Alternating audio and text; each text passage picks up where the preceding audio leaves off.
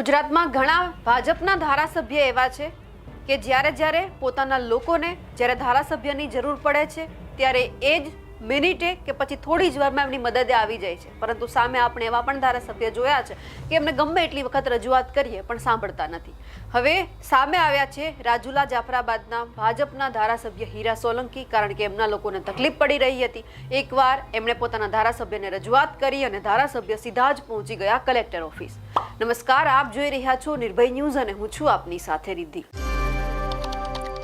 રાજુલા જાફરાબાદના જે ધારાસભ્ય છે હીરા સોલંકી, અવારનવાર આપણે એમને સાંભળ્યા છે. ક્યારેક એ જ્યારે વાતચીત કરતા હોય ત્યારે આપણને લાગતું હોય છે કે સીધા જ કોઈકને કટાક્ષ કરી દેતા હોય છે. પોતાના સમાજ માટે હંમેશા તેઓ તત્પર આગળ આવતા હોય છે કામ કરવા માટે. પોતાના મત વિસ્તારના લોકોને જ્યારે ક્યાંક તકલીફ પડતી હોય છે ત્યારે પણ તેઓ સીધા ત્યાં આવીને પહોંચી જતા હોય છે. ગમે એને કહેવાનું હોય છે કહી દેતા હોય છે. એ પછી એ વિચારતા નથી, એ ખાલી વિચાર કરે છે તો પોતાના મત વિસ્તારના લોકોનો. હવે એમણે કલેક્ટરને એક આવેદનપત્ર આપ્યું છે, રજૂઆત કરી છે. સૌથી પહેલા એ જોઈ લે કે કઈ બાબત છે. પીપાવાવ પોર્ટ જ્યાં શિયાળ બેટ પાસે ડ્રેજિંગનું કામ રોકાવા બાબત.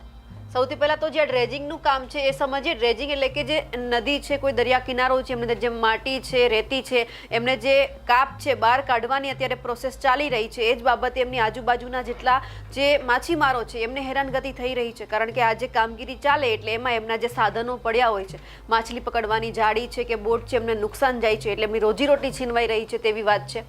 પીપાવાવ પોર્ટ દ્વારા મારા મત વિસ્તાર જાફરાબાદ તાલુકાના શિયાળ બેટ, જ્યાં નાના વર્ગના અને માછીમારીને કરીને પોતાનું ગુજરાન ચલાવતા અતિ સામાન્ય લોકોને મુશ્કેલી પડે અને તેમની રોજીરોટી છીનવાઈ જાય એ રીતે ડ્રેજિંગની પ્રક્રિયા શરૂ કરીને આવા નાના માણસોની માછલી પકડવાની જાળી, બોયા અને અન્ય સાધનોને નુકસાન પહોંચાડેલ છે. અને ભવિષ્યમાં શિયાળબેટ ટાપુને પણ આ પ્રક્રિયાથી રેતી અને પથ્થર ધસી જવાથી નુકસાન થવાની સંભાવના સ્થાનિક લોકોએ કરેલ છે.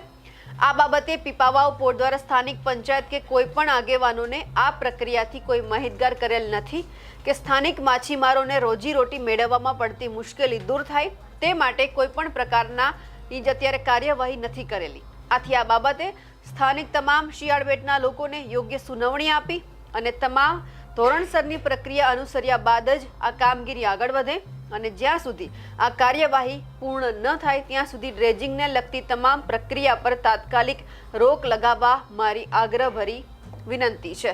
હવે એમણે જ્યાં કલેક્ટરને વાતચીત કરી છે તેમને હવે લઈને એ જોવાનું છે કે આગળ શું થાય છે, કારણ કે જ્યારે તેઓ કલેક્ટર કચેરીએ ગયા હતા તેમની સાથે એમના જે મત વિસ્તારના લોકો છે તે પણ ગયા હતા.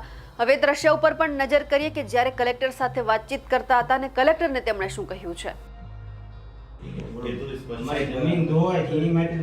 એના માટે સાયન્ટિફિક રીતે કરશે, એના પણ અમે સૂચના આપી દઈશું કે સાયન્ટિફિક રીતે જો આ કંપની સાહેબ જો એક વાત કહી દઉં આપણે સર, કંપનીમાં જો આ વ્યવસ્થિત રીતે આ લોકોની માંગીને સંતોષકારક નહીં થાય તો કામ તો પછી હવે જે થવું એ થાય, અમે કામ રોકી દઈશું. જો નહીં થાય તો સરકારી કામ છે, નહીં થાય તો પછી તો જે પરિણામ આવે અમારી વસ્તી 10-15,000 માણસો ને રહે છે. બરાબર છે એ વાત. 10-15,000 માણસો ને મારીને કંપની વસાવીને ફાયદો શું છે?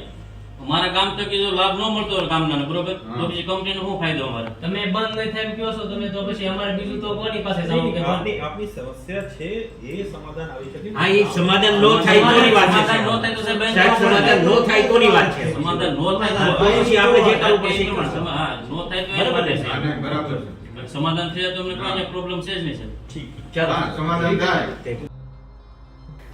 જે રીતે હીરા સોલંકી ફરી એક વખત પોતાના મત વિસ્તારના લોકો માટે આગળ આવ્યા છે તેમને લઈ આપ શું માનો છો કમેન્ટ કરીને ચોક્કસથી જણાવજો. સાથે જ અમારી નિર્ભય ન્યૂઝ ચેનલને લાઇક, શેર અને સબસ્ક્રાઇબ કરવાનું ભૂલશો નહીં. નમસ્કાર.